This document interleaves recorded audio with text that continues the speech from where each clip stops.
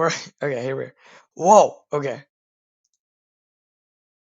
First, we're gonna start with the SCP-973, which is smoky. So at first, yeah, 480p should do. Hopefully. A group of friends are driving down the highway late at night. They're on their way home from a concert, and after the long night of dancing and partying, all of them are feeling quite tired. The radio is turned off, and after so much loud music, the silence is refreshing.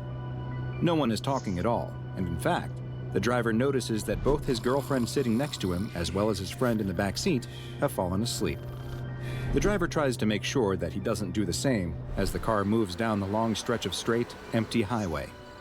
The driver's eyes start to grow heavy, though. He can feel the weight of sleep starting to press on him.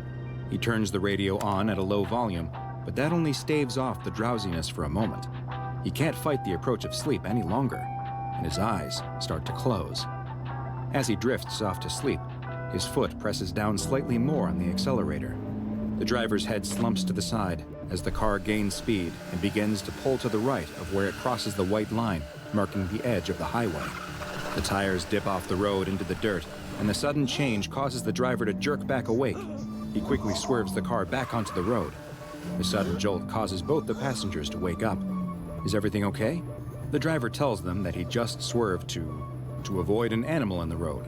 That's right, nothing to be worried about. They can go back to sleep. As both of his friends close their eyes and try to go back to sleep, the driver spots something. Lights have appeared in his rearview mirror. It's a pair of headlights. He didn't notice a car pulling out or speeding up behind him, but he must have missed it when he was dozing off. His heart is still racing from when he drifted off the road, and he's trying to regain his composure, but it's about to get a whole lot harder, because when he looks in the mirror again, he sees that the telltale red and blue lights of a police cruiser have lit up behind him. "Oh crap, oh no," the driver says out loud. Everyone is awake now and aware of the cop behind them. They grow nervous and start freaking out. Not all the activities they had partaken in at the concert were, strictly speaking, technically legal in this state. Oh. What do we do? The driver asks. You've got to pull over, says his girlfriend. The cop car's sirens come on. This is serious. But then something strange happens. They hear a voice in the car, coming over the radio. It's too quiet to hear, but when the driver turns up the volume, the message comes through loud and clear. It's a gruff voice that keeps repeating the same phrase over and over. You better run. How is this message coming over the radio? They don't know, but the passenger in the back seat agrees with the voice. They've got to try and run. They have to get out of here. The driver's girlfriend is screaming to pull over. The cop car speeds up and is right behind them now, almost on their bumper. Its lights flashing and sirens blaring. The driver doesn't know what to do. Should he pull over? Should he try to run? Everyone is yelling. He starts to push down on the accelerator, but then thinks better of it. There's no way this old car can outrun a cop. Finally, he makes the decision to brake and starts to pull the car to the side of the road. Bro, that The like... police car comes to a stop. Look at that! I think The I didn't even sirens catch are up to off, that. but the bright There's no lights way. are almost blinding. They sit in the car and await their fate. But nothing happens. The car is just sitting there behind them. After what feels like a long while, the door of the cop car finally opens. The three passengers watch silently as a highway patrol officer steps out and begins approaching their car. The driver tells everyone to relax, that this is going to be just fine, but the passenger in the back starts to panic. He can't get arrested. If he does, it will mean that he loses his scholarship. He'll get kicked out of school. His whole life will be over. The highway patrol officer reaches the car. Despite it being late at night, he's wearing dark aviator sunglasses that cover half of his face. He stands in front of the door to the car and waits. The driver, feeling nervous and afraid, rolls down his window. The police officer doesn't move or react, though. He just keeps standing next to the car. Good evening, officer, the driver says. No response. The driver turns and looks at his girlfriend in the front seat, but all she can do is shrug. He turns back to the highway patrolman. That was the most aggressive Did we do shrug. something wrong? There's another long pause, but then the patrolman finally reacts. He bends over and leans in close, sticking his head practically through the open window and putting his tight-lipped face right next to the driver's. Okay, buddy. Do you want my license and registration? The driver asks. The patrolman doesn't respond. He reaches up and slowly grabs the side of his dark aviator sunglasses. He pulls them down, and the driver finds himself staring into a pair of bright, red, glowing eyes. Evil eyes. Oh, the fuck, those glasses Everyone in the cover car that. starts What? to scream as the thing standing in front of them opens its own mouth to reveal a big, black, gaping hole with no gums or teeth, a horrifying void in its face that screams right back at them. As you may have already deduced, this was no normal traffic stop, and certainly not a normal highway patrol officer. No, the entity that this group of young adults encountered that evening was one that dozens before them had the same misfortune of running into, and one that the SCP Foundation is actively trying to stop from engaging in its frightening and dangerous behavior. This is SCP-973. SCP-973 is not one, but actually two separate entities.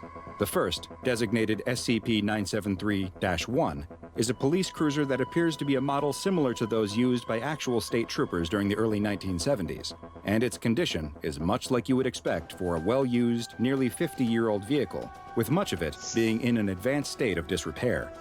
Eyewitness accounts of SCP-973-1 have described the police car as having numerous dents on the doors and hood, cracks in the windshield, multiple rust spots, and a rear bumper that looks to be held on with duct tape. Yo, that's a strong ass duct tape. Sole occupant has been designated SCP-973-2. This humanoid figure has an appearance that resembles a Caucasian male in his late 40s. It is dressed in the state trooper uniform that, like 973-1, also looks to have come from the early 1970s. And eyewitnesses have described him as being slightly overweight, balding, and sporting a handlebar mustache. Both the anomalous car and its driver will appear at night in a specific location along a particular U.S. highway.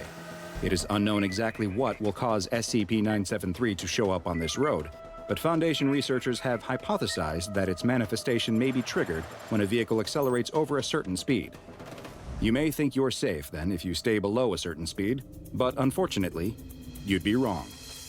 It's unknown exactly what speed limit infraction will lead to SCP-973's appearance, with reports ranging from 35 miles per hour all the way to 70. But when it does occur, the driver will find that they are now a target. SCP-973 will materialize roughly half a kilometer behind the targeted vehicle and will approach them at a high rate of speed. SCP-973-1 sirens will turn on and its lights will flash, as it also somehow broadcasts a message into the targeted car that is picked up on the car's radio, a message that urges the driver to run, often accompanied by several expletives. In most cases, the targeted vehicle will abide by the instructions over the radio and begin to flee, though it's unlikely that this is due to any mimetic effect. Rather, it would seem that most run out of pure terror. SCP-973 will then pursue the targeted car, leading to a high-speed chase. No matter how fast the targeted car is, though, the SCP-973-1 police cruiser will always be faster. What? And it typically takes no more than 6 minutes for them to be overtaken. SCP-973 seems to have no qualms about ramming into the fleeing car, which likely accounts for the extreme damage present on the patrol car. While it is unclear exactly what happens once 973 forces the targeted vehicle to stop, either through their own choice or by being rammed off the road, the results are quite crazy. disturbing. SCP is crazy. The vehicle that fled will later be located somewhere near SCP-973's spawning location, usually within roughly 6 kilometers of the road. Whether the vehicles that are found that far from... In case you missed, we meet once again. We are watching vehicle-themed SCPs this week. The road drove there in a panic or were somehow transported there by anomalous means isn't clear. What is clear is that the occupants of the cars met a truly grisly fate. Their bodies will show signs of extreme violence and assault, including evisceration, and some have been so badly maimed and mangled that visual identification was impossible. The vehicles themselves are badly damaged, showing signs of impact from another vehicle, and severe burn damage is often present in the interior. No, I'm not stopping it. Okay. Yum yum ketchup? Yum yum ketchup, yeah. So far, over 34 individuals and 19 vehicles have been designated as victims of SCP-973, though it is likely that the true number is much, much higher. Perhaps most terrifying of all is that some of the victims survived. The Foundation has recovered 5 individuals from sites of SCP-973 attacks, who, in addition to their gruesome physical injuries, also suffer from varying levels of ongoing mental trauma. But why not just destroy the road that SCP-973 appears on, you ask? Well, the Foundation had this same idea, and in 1983, the section of highway affected by SCP-973 was demolished in an attempt to stop it from manifesting. This attempt failed, though. All this led to was SCP-973 changing its location, where it immediately began engaging in the same deadly behavior. Oh.